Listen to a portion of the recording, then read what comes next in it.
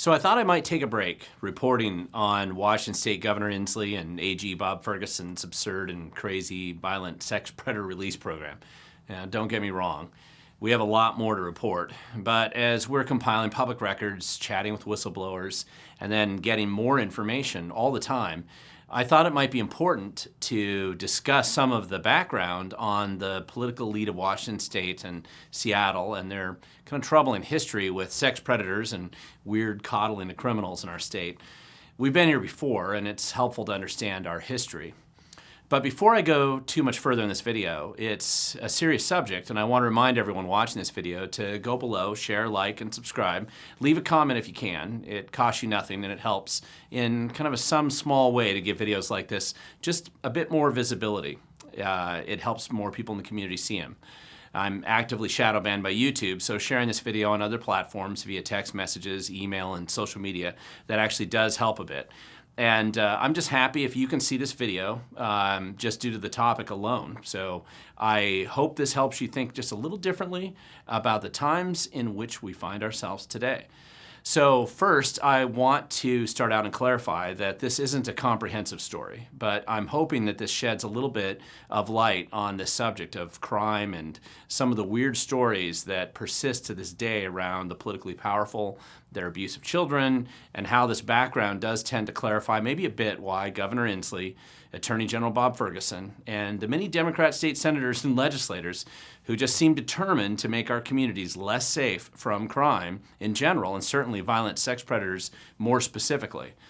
There is a history here, and I know I am only scratching the surface, but we really should start putting the current chaos into the context of the history on the subject that we've had over the past couple of decades.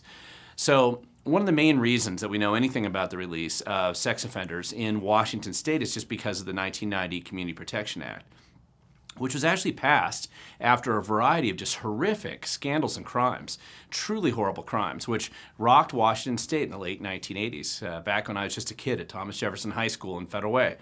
Now, most of them were very violent crimes, and the other one, story right around that time, was a very powerful judge in Seattle who committed suicide. So first, let's start in 1988.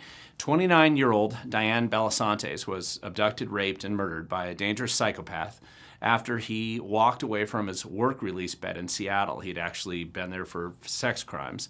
And this terrible crime, and it wasn't the only one that month, but it certainly was one that shocked the community and had a long-term impact on Washington State. The Belasantes family here sued the state of Washington, and Washington State was forced to pay the family $260,000, in part just for their own egregious negligence dealing with work release criminals. And Diane's mother, Ida, along with other members of crime victims, they helped champion the 1990 Community Protection Act, which forced Washington State to become one of the first states in America to require sex offenders to be registered and tracked in our state. Diane's mother, Ida, then successfully ran as a Republican for the Washington State Legislature in 1992 from Mercer Island, where she served as a strong advocate for crime victims and to ensure that the state was serious about cracking down on crime until she retired in 2002. And I'll point out that she actually passed away semi-recently in 2017, which is right around the time that Inslee administration here started getting particularly insane regarding their desire to just dump these violent sex predators into our neighborhoods. So back to the late 1980s. On May 20th, 1989, 7-year-old Alan Ryan Hade was raped, mutilated, stabbed, and left for dead in a vacant lot that was later turned into a Tacoma park named Ryan's Park. It's a park that remains there today. And this is actually a photo from a video made a few years ago with his mother in that same park. His abductor was a longtime criminal named Earl Kenneth Schreiner, who had been originally confined to a mental hospital for 10 years in 1966 after murdering a 10-year-old girl and strangling a 7-year-old girl at that time. And after he got out of the mental facility, Schreiner had then been convicted of abducting and assaulting 2 different 16-year-old girls in the late 1970s. So the attack on Ryan in Tacoma in 1989 led to the formation of a variety of anti-crime grassroots organizations, including one called the Tennis Shoe Brigade. Now, the Tennis Shoe Brigade was formed in the 1980s in response to this whole string of these high-profile crimes. There were many of them in Washington State, and they earned their name after members gathered a symbolic pile of tennis shoes and dumped them at the governor's office. Democrat Party stalwart here, Booth Gardner. And the citizens were outraged because Booth Gardner had refused to listen to their pleas for criminal system reform, mainly registering sex offenders, longer sentencing, truth in sentencing, things like that. Now, around that same time, Wesley N. Dobb, photo here, in 1989, he abducted, raped, and murdered 3 young boys in Vancouver, Washington. He was actually ultimately only caught because his car broke down after an attempted abduction at a movie theater, and a suspicious man put him in a headlock and then walked him back to the theater to verify his identity with the theater employees. And helpfully for the police, Dodd kept a detailed journal of all his murders, and he estimated that he had also molested 175 children over the years. So Dodd appropriately received the death penalty, and he volunteered to be hanged. So he chose to be hanged because he said that was how he had murdered the last boy that he'd killed. So he was put to death in Washington State in 1993, which was the first public hanging, actually, in America since 1965. Now, meanwhile, in the halls of power, the political elite, child molesters were given access to children and then using their political connections to protect themselves from any type of prosecution or exposure. On August 18, 1988, Judge Gary Little, a Seattle judge with strong ties to the Democratic Party and the politically powerful in Olympia and Seattle, committed suicide in his judge chambers just as the Seattle PI was about to release a story of his long history of molesting children both at Lakeside High School and also in the juvenile court system. Now, this was a big story. It was too dramatic to hide after his suicide.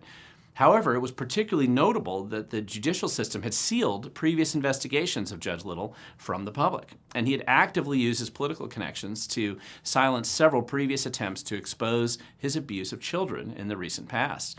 It became harder to pretend that this wasn't happening now, even in the halls of power after that had happened. Now, keep in mind, this is just a tiny sampling of the horrible crimes that were being committed almost monthly during the 1980s and into the 1990s. Washington State was the first state to create a sex offender registry with the Community Protection Act of 1990. Washington State was the first state to create the Special Commitment Center, which is now at McNeil Island for the 1% of the most violent, guaranteed to reoffend sex predators in Washington State.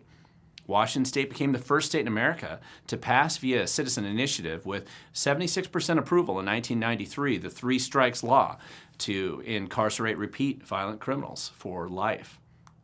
Now, all of these policies to pressure the state to crack down on the horrific crime of the day were strongly resisted and fought by the Democratic Party and their leaders at the time, every single step of the way. Now, there were some conservative Democrats who lukewarmly kind of supported the reforms, but mostly this was just a grassroots movement that became part of the Republican movement in Washington State at the time. Now, people often forget this fact, but in 1994, Washington State had one of the most dramatic political kind of flip-flops recorded in modern American history when the partisan makeup of the 9-member congressional delegation at that time flipped from 7 Democrats and 2 Republicans to 7 Republicans and 2 Democrats. I mean, that was very dramatic. This included noteworthy changes like Jay Inslee, for instance, being kicked out of Congress, and the incumbent Speaker of the House, Tom Foley from Spokane, being kicked out as well. I mean, this was the first time a sitting speaker had been removed from office since the Civil War. And, even more dramatically, the Washington State Legislature had significant changes with the largest victory of Republicans in the history of the state, where Republicans took control both the State House and the Senate from the previous supermajorities that were enjoyed by the Democratic legislature just the year before. I mean, the crime issue wasn't the only thing driving this political change for the people of Washington, but it was one of the more emotional issues in the community at the time. And I would encourage you just to go back and read the newspapers and the articles and the writings of people than what concerned them at that time. As many of these crime and punishment reforms were implemented, crime did start to drop in Washington State dramatically. And this general downward trend of crime dropping continued until really just a few years ago. And I want to emphasize that the current Cuddle the Criminal program being pushed by the left in Washington State is absolutely nothing new. It's been tried before, and it always fails, of course. But that presumes that you define failure as actually increasing crime, more victims, more dead people, more children harmed, etc. Then unfortunately, I'm not sure that that's considered a failure by the left. I mean, they know this will be the consequences of their policies, but they push these policies anyway. And I kind of plan to do a series of articles, kind of provide a more detailed analysis and the direct links to resources that you can do your own analysis to see if I'm right. The reality is that we're facing today that's a political elite, exclusively to the left, that wants to implement policies that in every case will make you far less safe, our children much less safe, and our communities far less safe. But we've experienced the results of these exact same policies when I was young. It wasn't good back then, and it won't be good now. Many people will suffer for these political policy choices. But our political elite in our state, they don't care. The Democrats are all on board with this pro-crime train wreck right now. Now, this is why, as I've discussed in previous video, I can't see much, for example, in the way of policy differences between how the city of Seattle would be run if a Mexican drug cartel ran it compared to the current political crew in charge. I mean, they both would push the same policies that we see in Seattle today. And by the way, just for my civil libertarian friends out there, and I consider myself oriented that way as well, the pro-civil libertarian arguments falsely used to dump violent sex predators into our neighborhoods or release violent felons early into our communities, that doesn't hold any water from the crew making these claims right now. In every case, the organizations and the political people who pretend to suddenly discover that our civil liberties are the exact people who now refuse to reform civil asset forfeiture, who want to put people in prison for decades for parading without a permit in the People's House, or many hundreds of other just very abusive, victimless crimes, most of which are crimes against bureaucracy and political wrongthink rather than real crimes at all. So none of the pro-violent criminal lobby that we see in Olympia or Seattle today, none of them care about our Constitution, our freedom, or liberty. On one hand, they use this language to justify kind of coddling the repeat violent criminals that are harming us right now. But on the other hand, they're basically cheering the creation of AG Bob Ferguson's Ministry of Truth and HB 1333 right now, seeking ways to punish dissent and silence all wrongthink in the state. And they all seem to be marching here in lockstep with Inslee, Ferguson, Jenkins, and the rest of the Democrat Party's crew, trying to prevent people from defending themselves and removing Second Amendment protections. They're all seeking ways to censor, silence, and destroy anyone practicing free speech, if it is speech with which they disagree. And why not? I mean, there could be no greater crime than thinking for yourself and disagreeing with the establishment's goals. We can't have that, because that, my friends, is dangerous indeed. So I want to close this video with just a few suggestions for you, my viewers. First of all, number one, and this is really valuable, read your history. I believe the more we kind of understand where we came from, and the less likely we are to actually make those same mistakes again. Unfortunately, our political establishment and the pro-crime policies that they push today, they're only possible, I think, because of this collective amnesia and the ignorance that we all share.